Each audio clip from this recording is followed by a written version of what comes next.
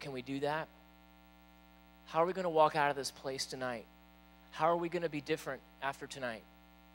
Are we going to go back to the same stuff that we always do? To self-indulgence and thinking of how I can be more blessed? Or are we going to really let this change the way we think, the way we live? Are we going to pray for those people? Maybe some of you here tonight, maybe God's calling you in some way to really make an extra commitment to pray for the persecuted church and to pray for missionaries around the world. Maybe he's calling you tonight to give sacrificially. Instead of renting that extra DVD or instead of doing whatever it is you do with your money for fun, maybe taking some of that aside and giving that to the missions giving at your church. Maybe some of you tonight are called specifically to go on a mission trip, to go be missionaries. Maybe this summer is just the beginning. Maybe going on a short-term trip, because when you do that, it changes the way you live. It changes the way you live when you come home. And we're hoping tonight that process will start right here with all of us, because there are people around the world that have never heard the gospel, and they're searching for truth. We do not want to fail.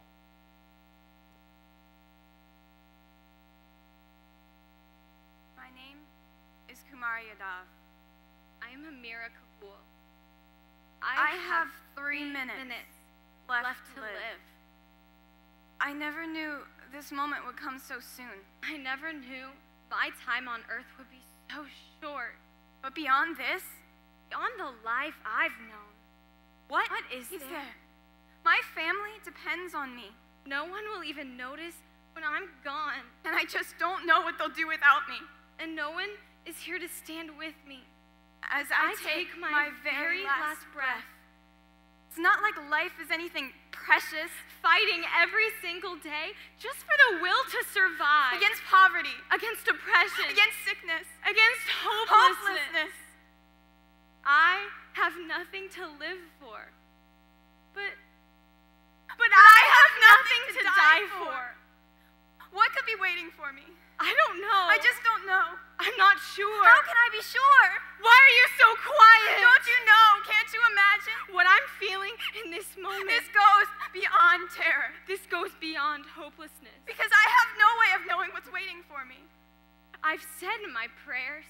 I've made my sacrifices. I've trusted in something, but I've had my beliefs, but the God I've served all my life does not care in the least bit what happens to me. And the countless idols I've sacrificed everything to can't help me now. As I take my very last breath. 2 minutes. 2 minutes. 2 minutes left to live. How do I know, really know, what comes after this? Please, please, please. Please, I need to know. I've heard about people who on their deathbeds declare that they have hope, that their life was not meaningless, and that they have a loving God waiting for them, waiting to take them up into his arms. But that hope is not for me, not for my people. It can't be. Where are these people? Are any of you out there? Are any of you out there? Do any of you understand? Truly understand? Understand how desperately I need you. How desperately I want you. To teach me. To show me. To love me. To guide me to the truth. But no. No one cares about me. No one would come for me. Even now, when my time is running out.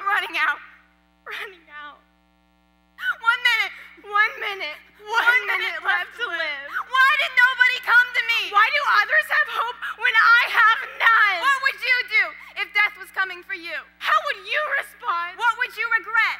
How would you feel if your very last moments on earth had absolutely no hope? This is your fault. Your fault. It was your job. Your commission. Your mission to lead me into peace. To teach me the truth. Instead of leaving me to stumble on my own. You were the only one who could have saved me. But none of that matters now because you failed. I am lost for all eternity. Why is the quiet? You made the decision. You just have saved me. You're the only one. You just sacrificial pleasures and vanity over the opportunity to save my life.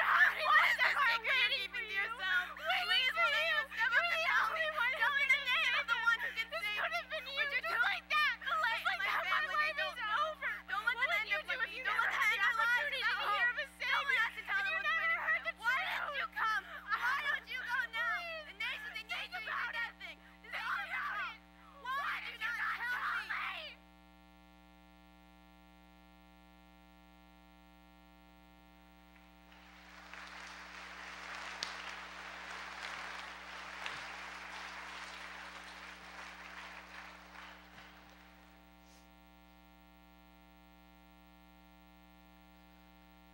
Man, I hope we don't have to hear that. Why did you not come? You failed. This is our only chance. The Bible says that we were born for such a time as this, and we've been blessed to be a blessing. And Jesus coming and dying on a cross wasn't so that we can have just good Christian CDs and t-shirts and events with cool lights. That's not why Jesus died. And we're so selfish, even with our Christianity. We've got so much of the gospel. Tonight, we need to change.